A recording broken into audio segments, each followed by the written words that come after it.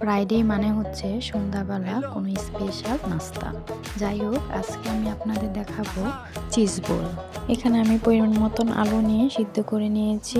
তারপর চামড়াগুলো ছিলে লবণ, কাঁচামরিচ, ঝালের পরিমাণ বুঝে মরিচ দিবেন। এখানে আমি একটা ম্যাজিক মশলা ব্যবহার করেছি।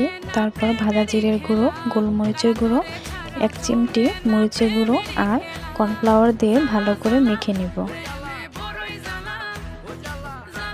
এখানে আমি কি চিজটা ব্যবহার করছি সেটাও আমি দেখিয়ে দিয়েছি। চিজগুলো ছোট ছোট কিউব করে কেটে নেব।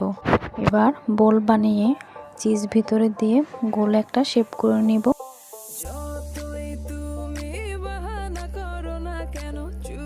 বোল বানানো হয়ে গেলে এবার এখানে আমি 2টো ডিম নিয়েছি, সামান্য গোলমরিচ আর স্বাদমতো লবণ দিয়ে ভালো করে ফেটিয়ে নেব ডিম। এবার ডিমের মধ্যে চুবিয়ে ব্রেড ক্রামে কোট করে তেলে ভেজে নেব।